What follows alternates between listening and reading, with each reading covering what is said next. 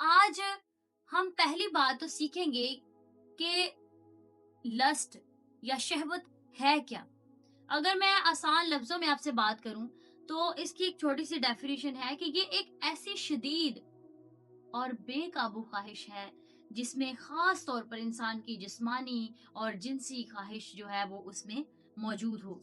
और फिर वो सिर्फ़ ख़्वाहिश ना हो बल्कि वो ख़्वाहिश से कहीं ज़्यादा बढ़कर इंसान को गलत या नाजायज़ रिश्तों में बाँध दे, कि गलत या नाजायज़ काम उनसे करवा दे, ऐसी ख़्वाहिश को जो है वो शहवत कहा जाता है। शहवत जिसमें इंसान अपने ज़हन और अपनी अक्ल का इस्तेमाल नहीं करता और सही और गलत में फ़र्क करना भूल जाता है। मत्ती की इंजील के अंदर यीशु मसीह ने खुद फरमाया कि सारे बुरे ख्याल, ज़नाकारी ये सब कुछ इंसान के दिल से निकलता है। इसका मतलब ये शहवत कोई चीज़ नहीं है जो बाहर से इंसान के अंदर डाली जाती है, बल्कि ये इंसान के अपने दिल के अंदर से निकलती है। ये उसकी अपनी ख्वाहिश से पैदा होती है। इसके साथ-साथ कुछ चंद अमली बातें भी करनी है।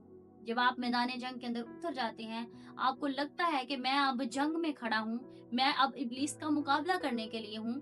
इब्लीस ने मुझ पर रूहानी अटैक कर दिया है, मुझे कैसे डिफेंड करना है, मुझे कैसा अपना दफ़ा करना है, तो आपने तैयारी तो आपने करनी है और साथ में कुछ चंद अमली बातें भी आपने अपनानी हैं, जो आपकी तैयारी का हिस्सा है।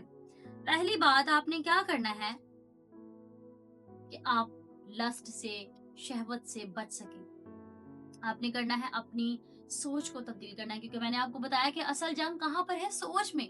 इब्लीस पहले आपकी सोच को ट्रैप करता है, सोच को तब्दील करता है, उस पर अटैक करता है, फिर आप जो है वो आगे बढ़ते हो और फिर अपनी जिंदगी में सोच को तब्दील करते हुए गुनाह की तरफ बढ़ते चले जाते हो। तो आपने सबसे पहला काम क्या करना है? अपनी सोच को तब्दील करना है, क्योंकि रोमियो के खत के 12वें बाब की जब हम दूसरी आयत को पढ़ते हैं तो वहां पर क्या लिखा है कि अक्ल नहीं हो जाने से अपनी सूरत भी बदलते जाओ। अपनी सोच को तब्दील करें, अपने ज़हन को तब्दील करें। ये नहीं कि आपने जिस्मानी तौर पर ही सिर्फ़ यीशु मसीह का और खुदा का इकरार किया है, उन्हें कबूल किया है, लेकिन ज़हन के अंदर अभी भी वही पुरानी बातें, पुराने ख़्यालात, गुनाह की सोचें, गुनाह वाली बातें आपके ज़हन के अंदर चल रही हैं। बल्कि आपको मुकम्मल तौर पर ज़हन की तब्दीली, दिल की तब्दीली और बदन की तब्दीली और रूह की तब्दीली के साथ यीशु मसीह को कबूल करना है। दूसरी बात आपने क्या करना है कि गलत चीज़ों से दूर रहना है। दूसरे तिमोथियुस के खत के दूसरे बाब की जब हम 22वीं आयत को पढ़ते हैं तो मुसन्निफ वहां पर लिखता है कि जवानी की ख्वाहिशों से भाग।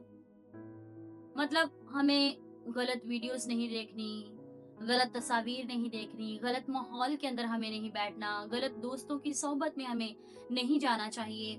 हमें पता होता है कि कौन शख्स गलत है और कौन आपको अच्छी नसीहत कर रहा है और कौन बुरी नसीहत कर रहा है।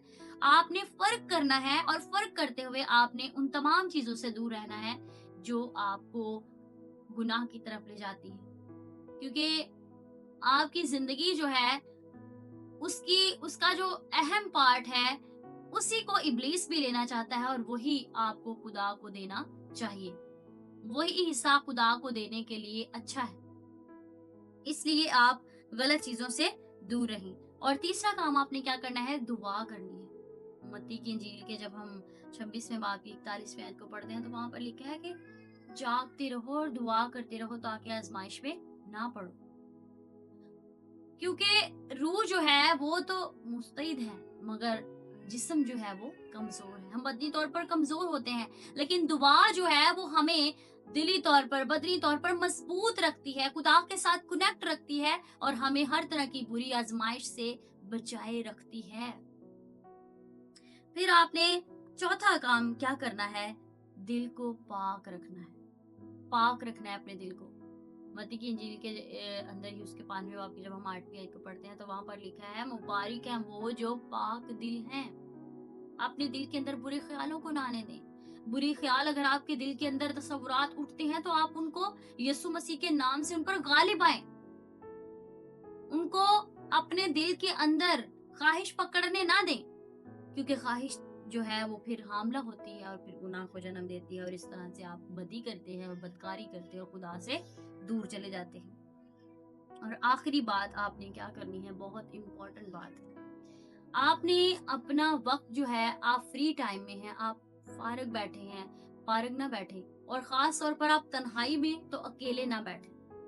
کیونکہ ابلیس جو ہے وہ تنہائی میں اٹیک کرتا ہے، آپ کی سوچ پر، آپ کے دل پر، آپ کے خیالات پر خوب اٹیک کرتا ہے، اور آپ کو جو ہے وہ اپنے شکنجے میں لے لیتا ہے، اور آپ جو ہے پھر آسانی سے اس کا شکار بن جاتے ہیں۔ آپ نے کیا کرنا ہے؟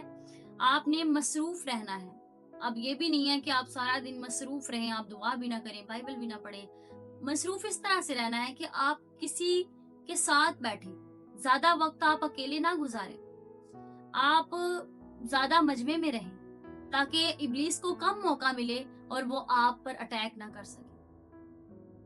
اور پھر آپ نے مثبت زندگی گزارنی، مصروف اور مثبت زندگی گزارنی ہے۔ پانچواں اور آخری بات آپ نے یہی کرنی ہے، اگر آپ ان عملی باتوں کو اپنی زندگی میں اپنی تیاری کا حصہ بنائیں گے تو پھر آپ ضرور شہوت سے بچ سکتے ہیں۔